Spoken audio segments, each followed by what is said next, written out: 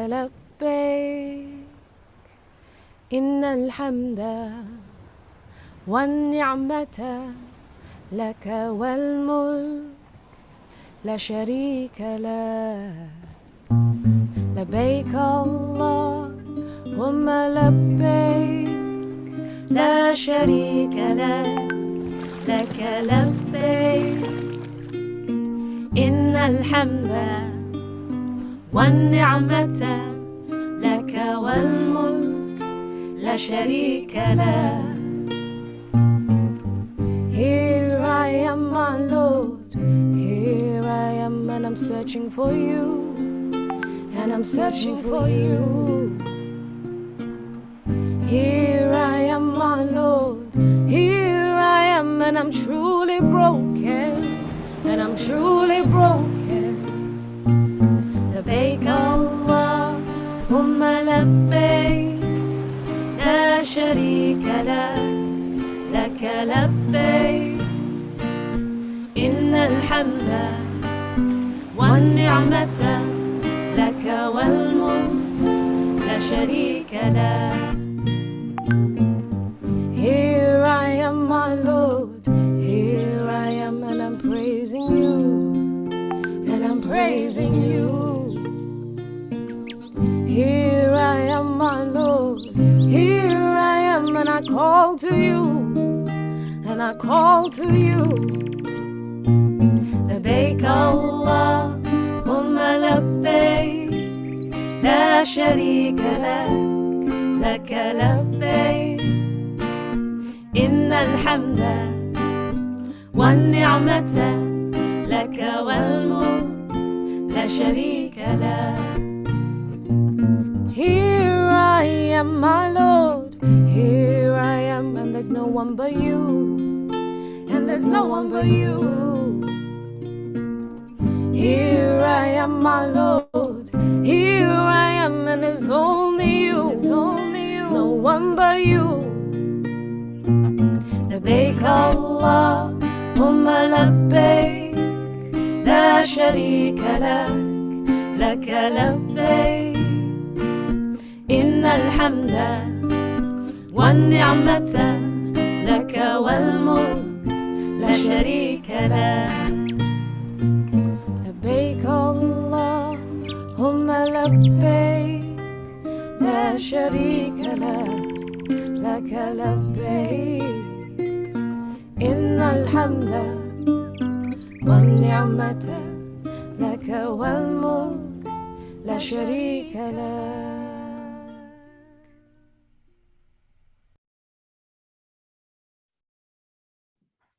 Hello everyone, Assalamu alaikum.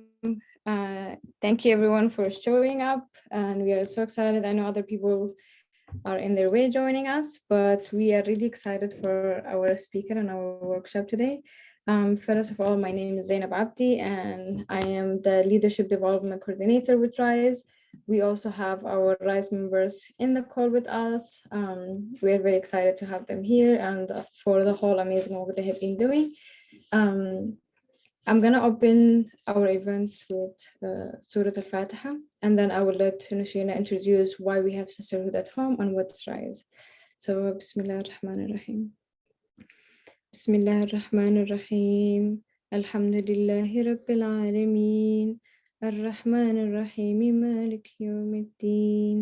Iyaka na'budu wa iyaka nasta'in.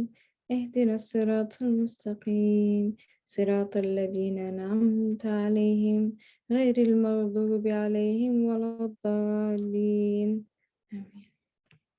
And now I'm going to turn it to Nushina.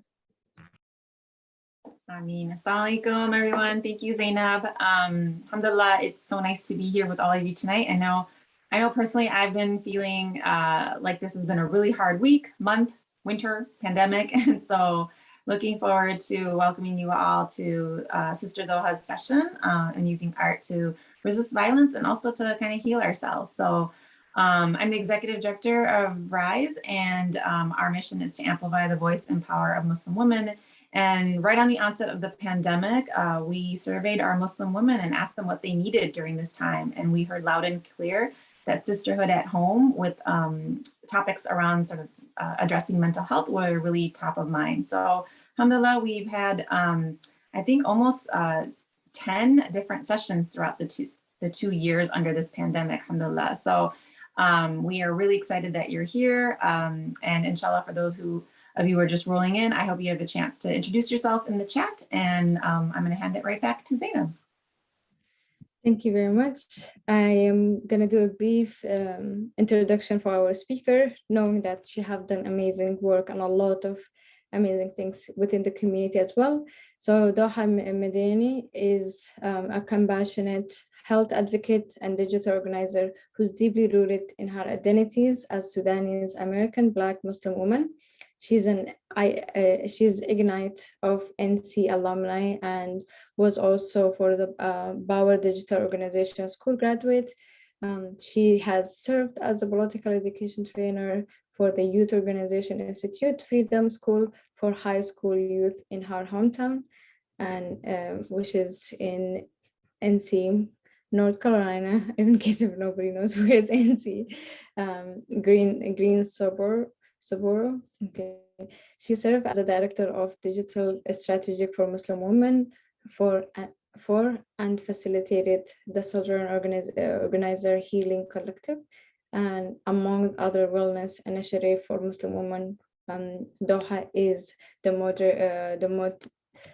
moderator for the Press On's movement journalism, less on serving communities.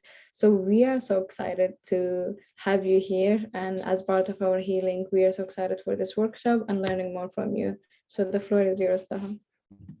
Thank you so much, Zainab and Sheena. Hi, everyone. Assalamu alaikum. My name is Doha. It's a pleasure to join you all. I've been really excited about this since Zainab first brought it to me.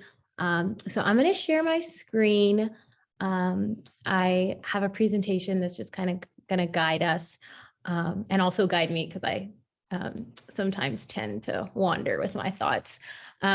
So like Zainab said, my name is Doha Medani, and this session is really a time for you, an hour for you to really think about reframing maybe the way that you think of art and reframing the way you think of healing, and hopefully giving you some time to actually create and work on some projects that you all have started. And if you haven't started anything, that's fine too, that you can just listen along.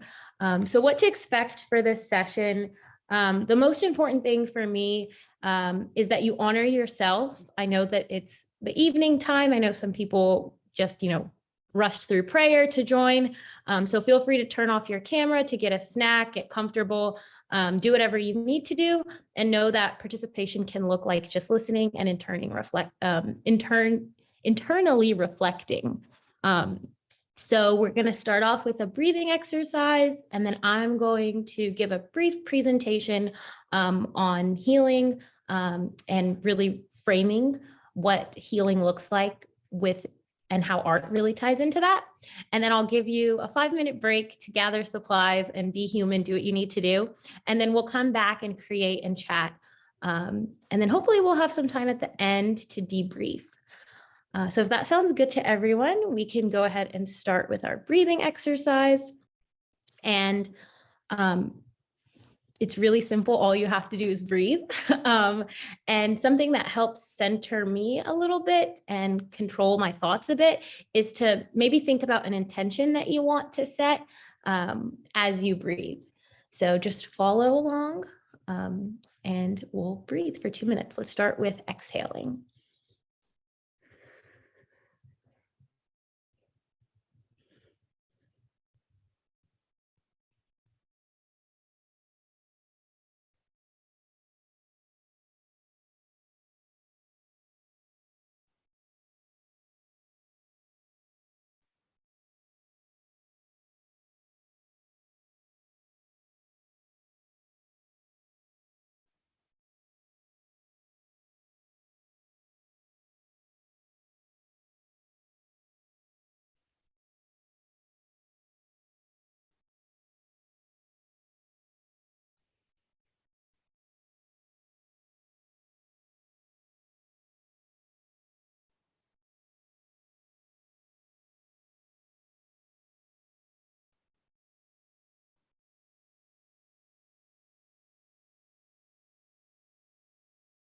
Okay, one more minute to go.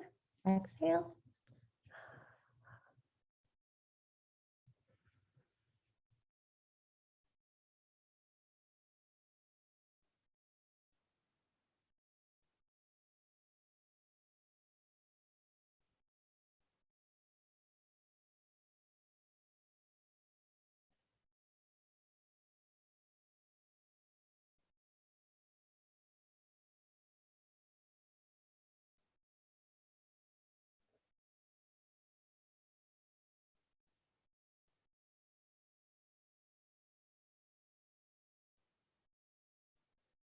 Three more breaths.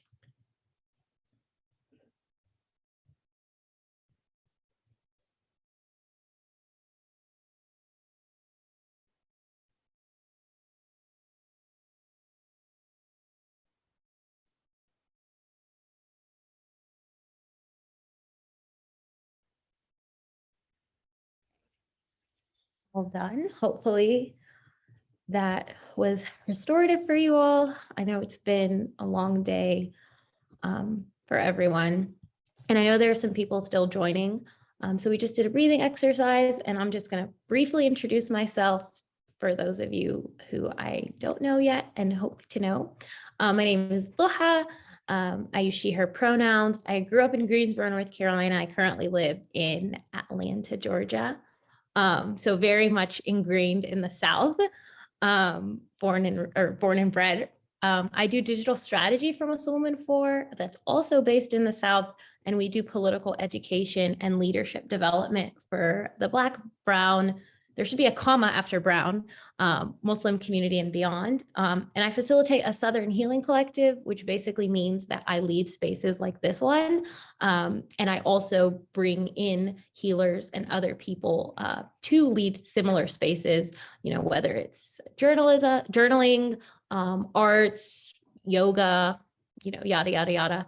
And then I included some of my interest, which is movement journalism, public health, Black liberation, painting, and tennis. I don't play tennis anymore.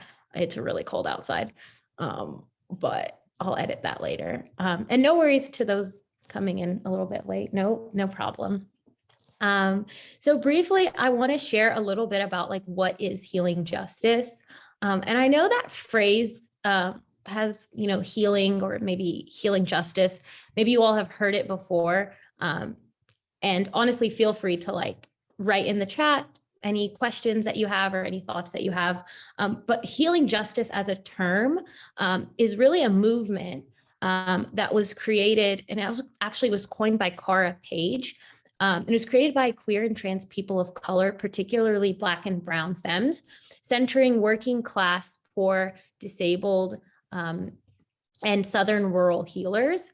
And so what is healing justice? So it's a movement that recognizes and centers the genius of disabled folks, and it's inherently anti-ableist, meaning that you don't have to be able-bodied, you don't have to be quote unquote healthy to be able to fully contribute to a society, right? It completely rejects the idea, a very, very colonial idea of what and who counts as a real healer. And so when I say a colonial idea, I mean potentially needing some sort of academic background or some sort of institutional backing to be a healer.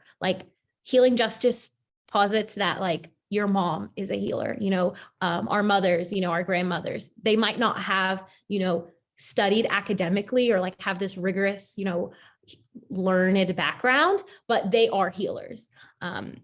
Right. And so that's just one example of many.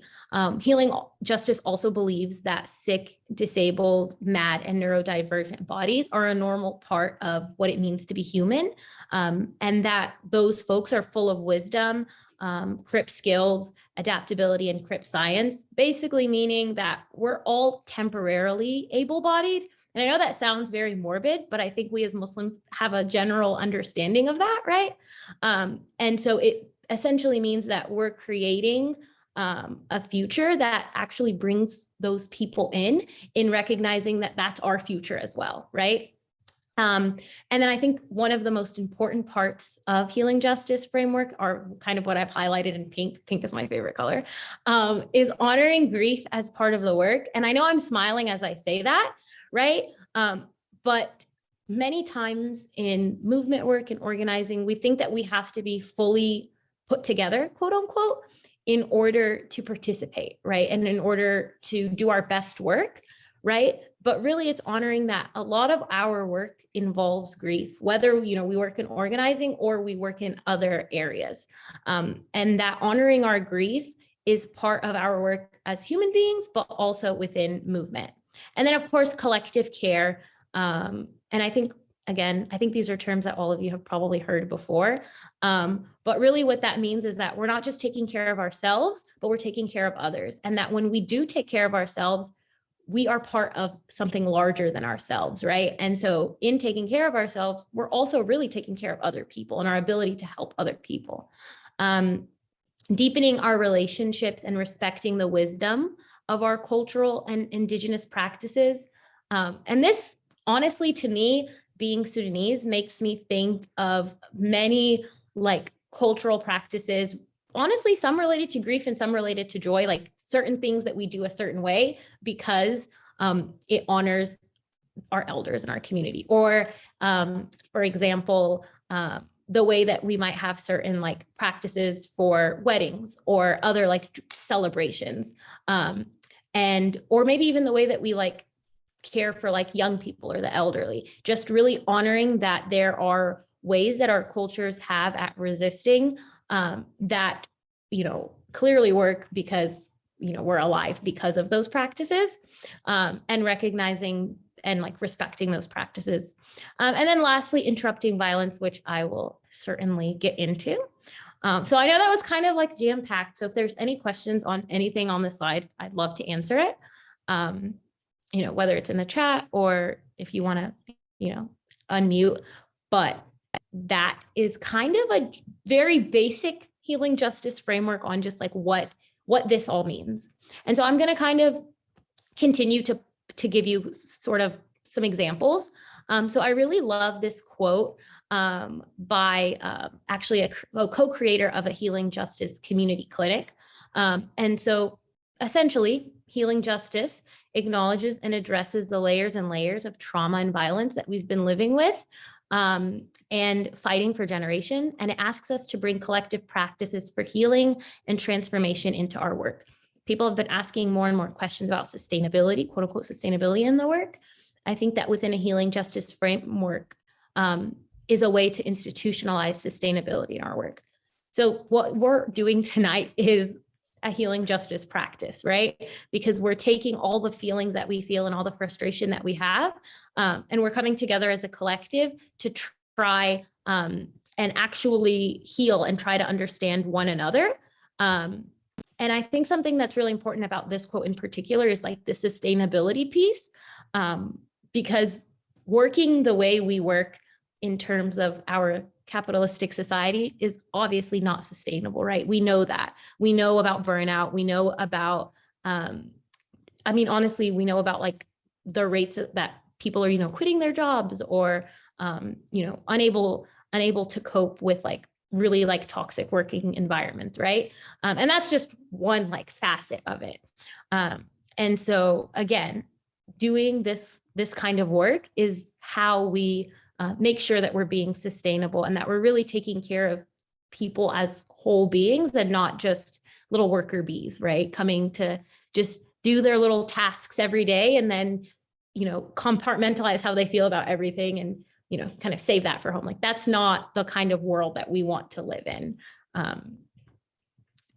And so how does like art tie into this, right? I get this question all the time about like, okay, well, how that's really great, but like, what does that have anything to do with art?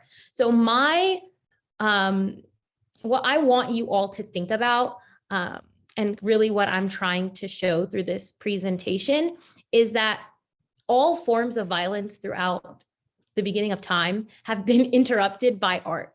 And art, quote unquote, can be defined in many different ways. So I believe that with violence and grief comes art, And art is a form of regeneration.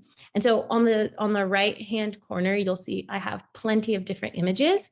And I'll explain those images, and maybe some of you see, things that you very clearly see as, maybe like regeneration or storytelling. But art in and of itself is just a form of storytelling and a form of reckoning.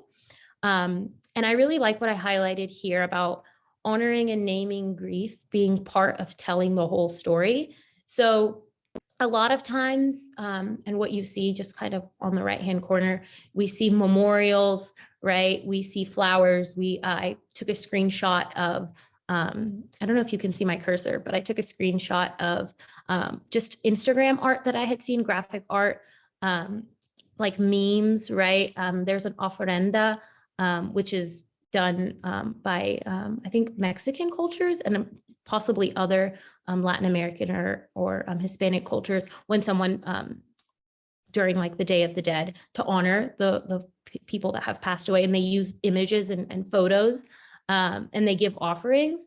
And so all of these things are ways that we not only tell the story of like suffering or tell the story of something that is happening, but it's also a way for us to create a space that honors not only like the stories of those people, but also in creating, these pieces, the folks that are building, these maybe like an altar or building a mural, drawing a mural, it's a way for them to understand and to create space for themselves and their memories and what they're feeling, right? I even have a silly little like meme, like, oh, I hope this email finds you well, and how the email actually found me. Like, people don't think of memes as a form of storytelling, right? But it really is if you think about it. And I invite you all to think about the various ways that you in your own life might interrupt violence or might push back against violence with art, whether you did it, purposely, knowingly or not, right? And so then the next thing I want to talk about is how we resist against violence in our own lives. And so, of course, various regenerative practices to prevent burnout. And I put this as Indigenous roots because there's so many, ceremonies and so many different celebrations that people in their Indigenous cultures have had. And I have some images of things like we might think of it now maybe as like a dance party or like exercise, right? And so the way that we frame it or think about it might be different, but all of these things are regenerative and healing practices. I put like visiting the sick, mutual aid and charity, and how we honor our community and ourselves. And so again, I want everyone to really think about expanding the way that you view not only violence, but art, and what those like regenerative practices are, and knowing that art and creating art is really one of many regenerative practices, where you're able to really step outside of what you're experiencing and in a way like document it. And then kind of the last slide that I have, I know I'm running through these really quickly, but I want you all to have time to create and to chat. And I really wanted to talk about like in our own work. I know that there's a lot of people in the space who work in like the organizing realm. And so I have kind of like in-person and digital. So like, how do we integrate healing justice in our work in person? So one of the ways is taking intentional breaks, honoring the feelings and the wisdom in the room, creating space for storytelling and debriefing. I put accessibility and childcare, again, in recognition that people are coming as their whole selves, and we have to accept them as their whole selves with their whole circumstances. Creating and shifting agendas, building in time to breathe or to pray or to meditate, as you all have done so beautifully with timing the event. And then digitally and online, right? Like being responsive rather than being innovative. 2020 and onward has taught us that it's better to be responsive than to be innovative. People want something that resonates. They don't want, more of the same programs or more of the same work when they're dealing with like very pressing situations. And then I said like replicating real life. So letting meetings flow freely, having food. And then I put allowing people to ask questions and checking in the day of. So really, again, like thinking more about how we can implement healing justice in our work. So I just like flew through that to give you all 5 minutes to take a break. And during this break, I have a task for you, which is to just gather your art or your supplies. I personally think I'm going to work on some poems. So again, it can be anything you want it to be, but I ask that you come back in 5 minutes. If 5 minutes is enough time, if it's not, we can add more time.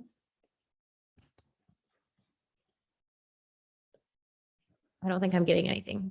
So I'm guessing 5 minutes is enough. So I'll see y'all at 6:34.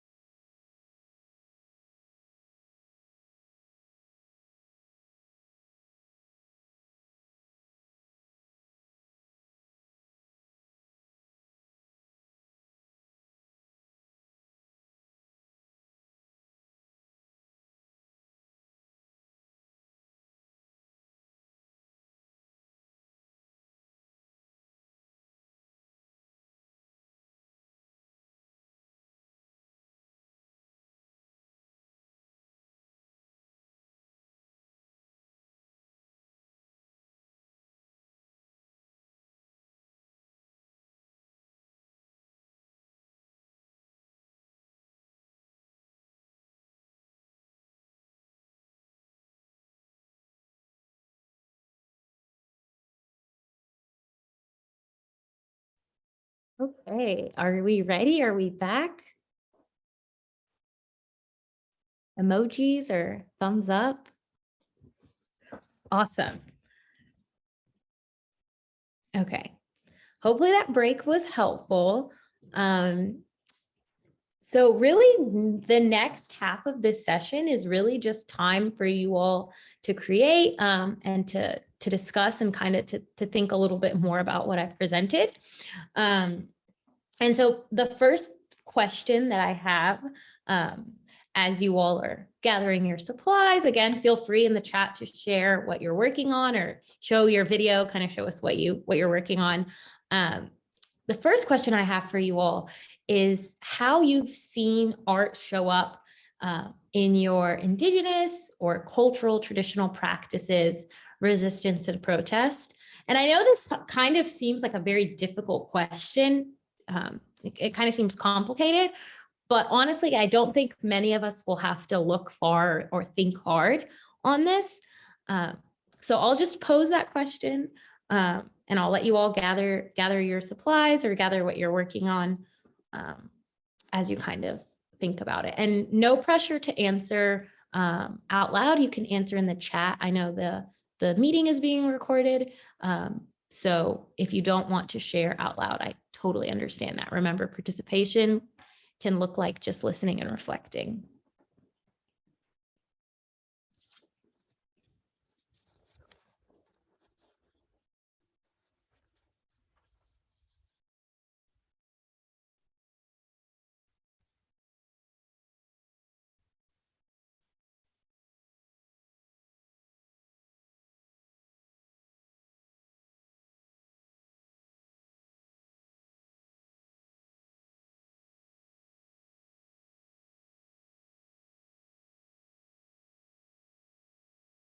Oh, Zainab shared prayers in protests. Can that be art? Yeah, I definitely agree. What I was thinking of, like when you say prayers and protests, or someone said nasheeds. I was actually thinking about my own, like Sudanese people. We actually have like protest songs that we sing, and usually they're sung by women.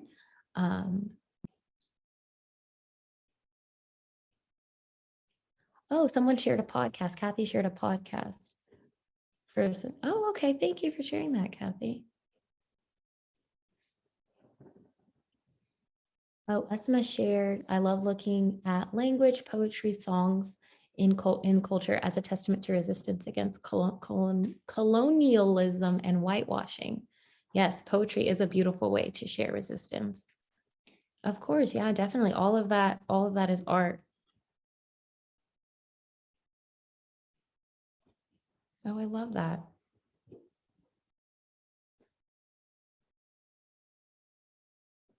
Actually, tonight I have been working on poetry. They're really silly and dumb, but I've been working on haikus about like literally anything and everything. And I start writing them in my head out of frustration a lot of times. So I have more questions for you all to reflect on as you create. Someone shared, I'm from Colombia and we have made graffiti on our marches against the president and the legislators. Wow, that's awesome. Someone else shared, Somalis have an oral culture and we have songs and poetry that have been around for decades, mostly from women to encourage men to fight in colonialism as well. Yeah, Sudanese culture is very, very similar. That's really cool. So it's cool to see all of these different parallels, right? And again, like going back to indigenous practices, we don't have to search far. We don't have to search other cultures. We can see in our own families and in our own, experiences, right? That all of these forms of art exist. And so like, I think my next follow-up question that I want you all to think about is really the first question, which is, do you consider yourself an artist or a healer? Why or why not? And who decides?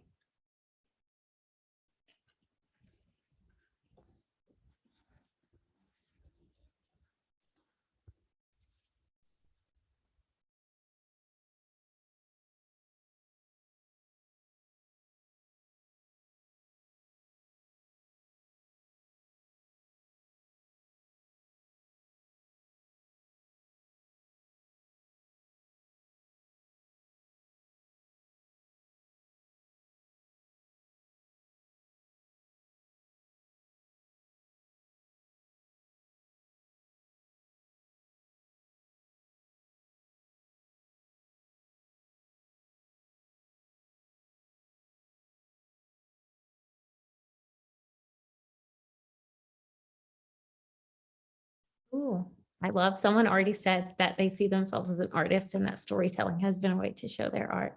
I love that. Yes, you decide. I completely agree with that.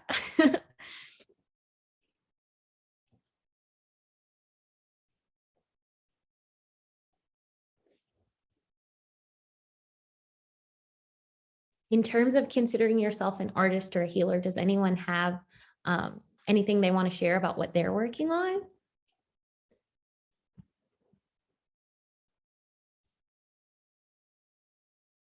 Oh, there's some great comments in here about the classic art and why they're all European, and where are the arts from the rest of the world, especially the global South. Definitely.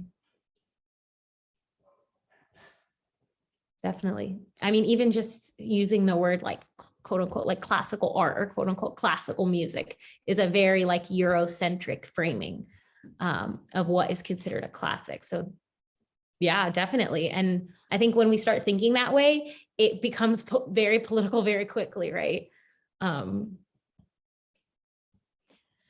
then even when you say like stole them or burn them, I think that that's another aspect of, again, like honoring or thinking about what has been taken away, right? In the sense that it's still, you know, all of the art and all of these forms of creating, right? And culture has been attempted to be erased, right? But really it still exists in our memories, in stories, right? And so that it lives on, kind of thing. Oh, we have a baby in the chat. Hi, baby.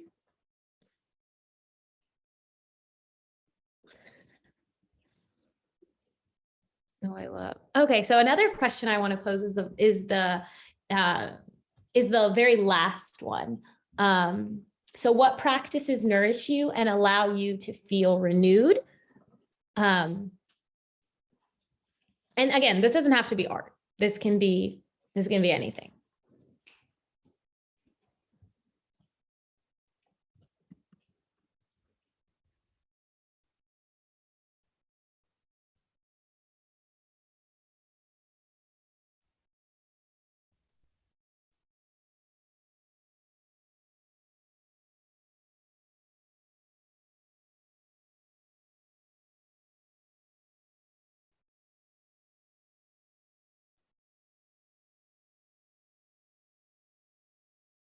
Wow, these responses are so nice. Meditation, photography, self-care, focusing on the present moment, breathing, taking naps, and being outside. I love all of these responses, writing poetry.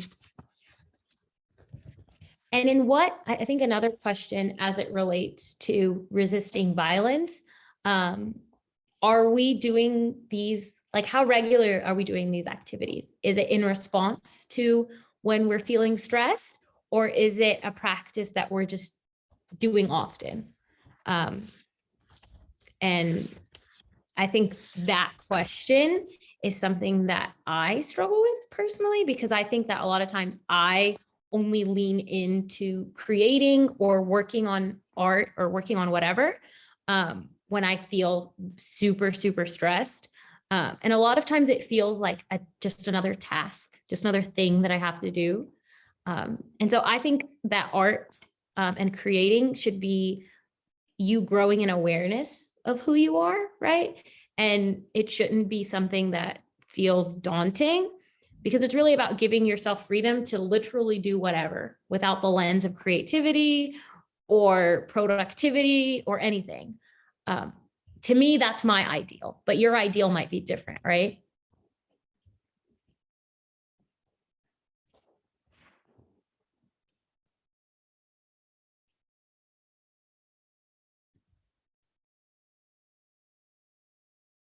Sometimes someone in the chat said sometimes restorative practices feel like a treat or a special occasion. That's very true. That's very true. Do you all feel that at times your art has to be serious, quote unquote serious, in order to be kind of like valid or valued? Or do you feel freedom to just do whatever you want to do? in art or in any of your nourishing practices.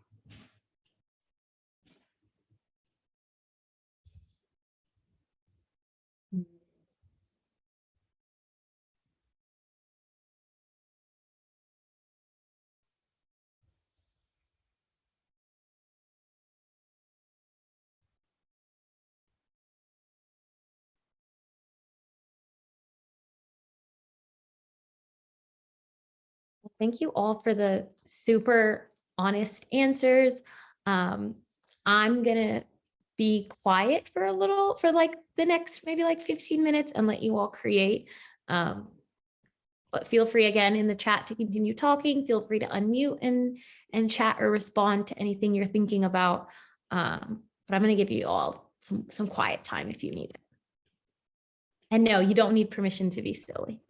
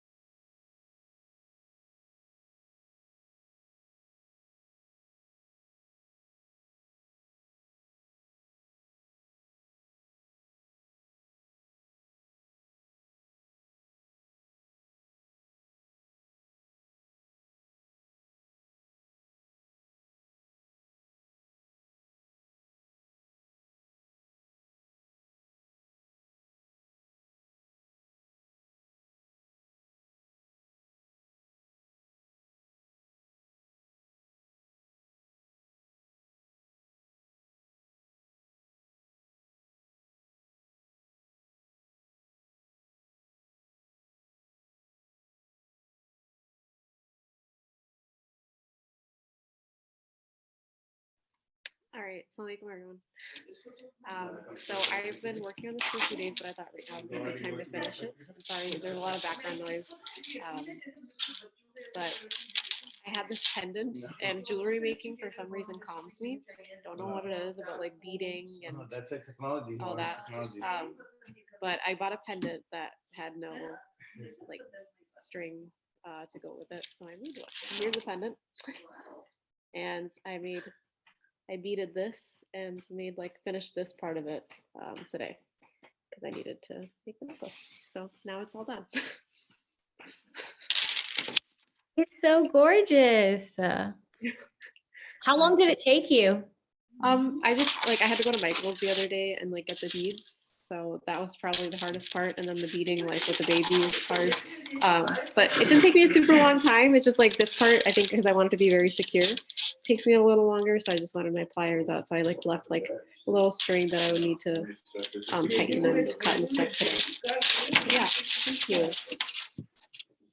But yeah, for some reason, it's just, I love making jewelry. I love wearing jewelry. It is my favorite thing. Surprisingly, I'm not wearing any jewelry right now, but normally I am decked out. Thank you, everyone. Well, thank you for sharing. I think putting together outfits and making jewelry, all of that is self-expression and art. So I love it. Thank you. Does anyone else have anything they want to share?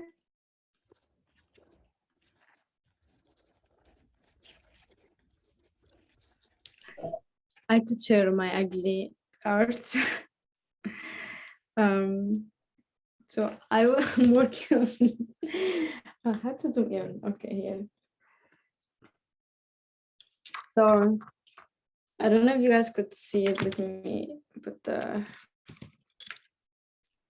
so this is me, someone who graduated. I'm still working on it. I was thinking of putting the mask in here since the pandemic didn't finish it. But so this is my 2020 graduation year, which is we all still salty about it. And I feel this is a story I'm telling.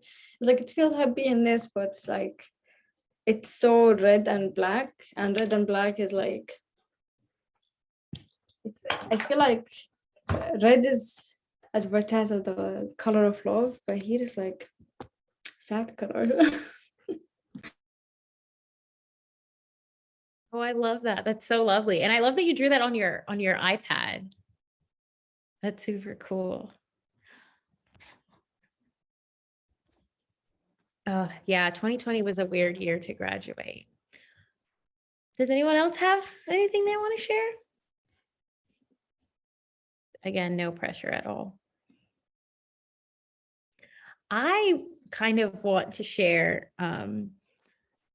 two poems that I wrote that are super bad and silly, but I really have been trying this year to get better at making friends, or actively making friends. A lot of times people tell me that it's really hard to befriend me. And so I wrote two poems for someone who I wanted to be my friend, who's now my friend. And so I wrote these two haikus. So one of them, this is really embarrassing. I think you're so cool. We would get along so well. I'm proposing. So that's the first poem. And then the second one is Hello, Zubaydah, who is the person I wanted to befriend. Hello, Zubaydah. You pop in my head sometimes and I get happy. So I wrote those two poems to her. And I have poems to my cats and just random things. But I'm really proud of those too. So I wanted to share those. And of course, if anyone else wants to share, please feel free to. I think the fun is in sharing, right? And so just final closing thoughts. Oh, thank you so much, Sarah. Yes, let's all be friends after this. I'll write a haiku for you. So what feelings or thoughts are coming up as we close out this session? And oh, yes. Someone said they want to get back into writing poetry. I love that. Yes, yes. It's very, very fun in my experience. I think the less seriously you take it, the more fun it is. And I know for me, creating time to create art makes me happier, just in general. And sharing it makes me even more happier, right? Because what's the fun if you're not sharing it? Even going around and seeing Esma's jewelry and Zainab's art, like that was so fun for me. Are there any other thoughts? I have something I would like to share. Please.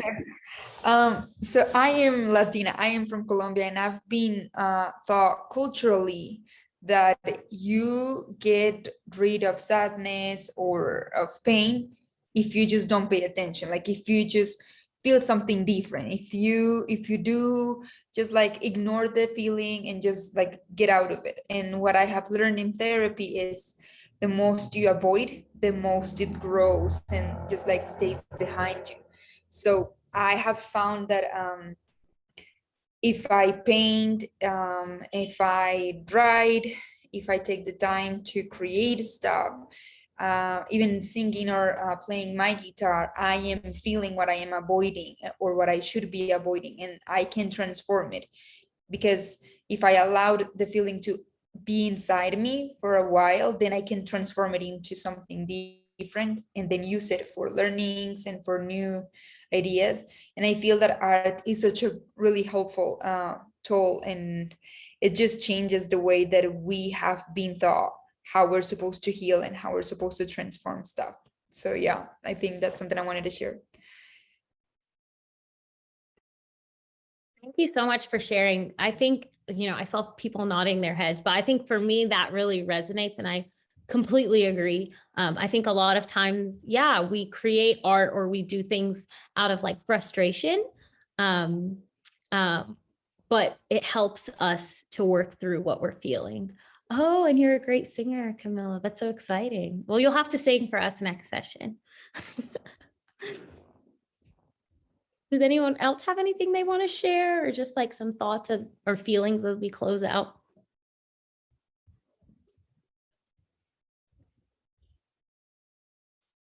Yes, baby, please share how you're feeling.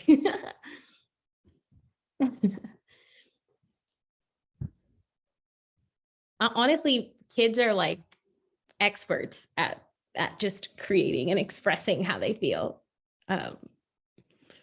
We're learning from them, I think. Well, if there are no other thoughts or no other things, I think the final thing that I want to leave you all with, or the final thought I want to leave you all with, is really think about how you can commit more to your own self-expression, to your own building more like awareness with like who you are and what you enjoy, and using art as a medium for that practice. Again, it doesn't have to be sitting down drawing. It can be putting together outfits or organizing your room, or painting or singing, whatever it is, dancing. I think the more that you build in time to do those things, the more you're able to not only resist violence, but to create joy in your life. And I really would love to like connect with anyone who participated in this session. Again, I work for Muslim Women 4, so you can find us on social media at Muslim Women 4. You can email me. You can check out our website. You can send me a message on Zoom, whatever feels comfortable to you. Thank you again for letting me be in this space, Zainab and Nashina. I'm going to pass it back over to you all, but this was a really like a true joy for me. So thank you again for having me. Thank you very much, Doha. Like if you guys want to do it virtual plus like hand plus for our amazing speaker. And this was really helpful to hear from you about like the healing and the de-stress, as majority of us going through a lot of that pandemic fatigue, and like it has been so much on all of us, and we really appreciate your workshop. Before everyone leaves, if you have any question, please feel free to unmute yourself. If you wanted any like follow up something or anything, please do so right now, or like write it in the chat. Otherwise, here is the email and the website that you could go privately if you don't feel comfortable doing that in here. Any questions?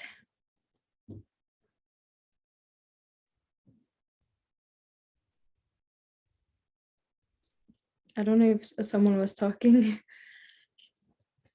Okay. Any other questions? I think someone asked a question in the chat about additional sessions. Yeah, so we have one session coming up next Wednesday, and we will put the link in here. So you could register for it if you're interested. But yeah, that would be our last session for the season, and we're gonna start it in the fall semester. Thank you, Nishi. Okay, we got the link there. So feel free to just copy the link, and then you're gonna go directly to the event. Yes, and if I can, Zainab, I also want to plug that Muslim Women 4 does a lot of healing programming. It's not as necessarily as consistent as the Sisterhood at Home series, but we do have programming, so feel free to check out our website as well or get in contact with me. We typically allow anyone to come to our events as well. Yes, yes, please. And here is the connection, the contact information again. Feel free to take screenshot of that, or we could also send it to you afterward. So again, thank you very much, Doha, for being here, and please stay, everyone. We're gonna have a very quick polls and quizzes to make sure that you got out the most out of the session, and how can we do better next time. So we're gonna open it right now.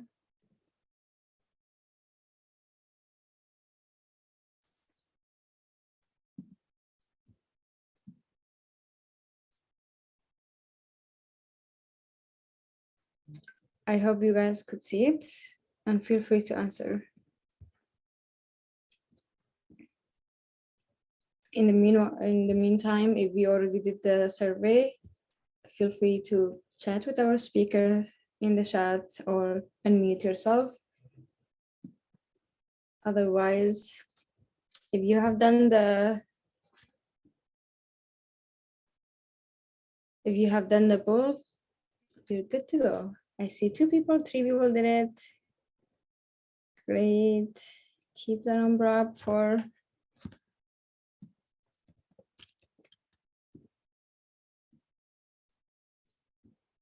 what's your next sessions that you guys gonna present, Doha? Oh yeah, we with Muslim Women 4 in March, we have a 2-part series called Blossom into Your Healing Journey. And it's going to be presented by Kiona, who is kind of does a lot of healing related programming.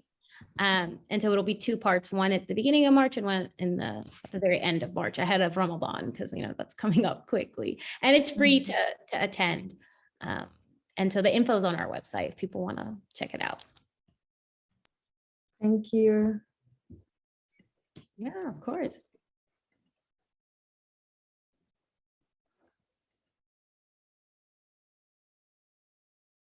Okay, I will give you guys 3 more minutes, and then two more minutes, and then we're gonna close the survey. And then after that, we're gonna do closing dua.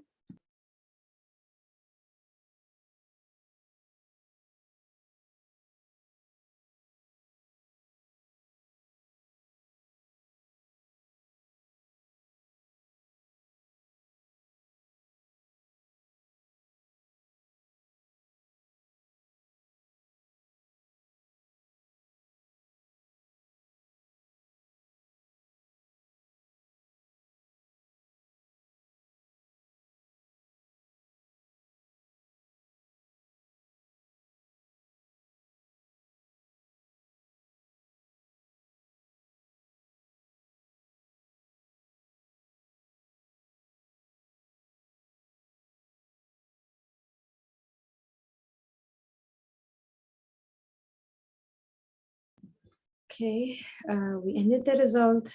Thank you everyone for taking it. We would love your feedbacks always, and we're gonna have a survey after the last event to get better feedback on overall the program and what could we do better. So for now, I'm just gonna do the ending dua and Bismillah ar-Rahman ar-Rahim. Subhanallah wa hamdik, Subhanallah Rabbil Arshil Azim. May God guide us during this hard time, and may God heal us as we continue to find ways in healing, either through prayers, through art, through family and community. And I pray that your pains and your struggles goes away as we continue to heal in this process. آمين. بسم الله الرحمن الرحيم. والعصر إن الإنسان لفي خسر إلا الذين آمنوا وعملوا الصالحات وتواصوا بالحق وتواصوا بالصبر. Thank you again. Thank you, Doha, for being here. Thank you, everyone, for joining us. I know a lot of you have a lot to do, but we really appreciate that you guys have been here.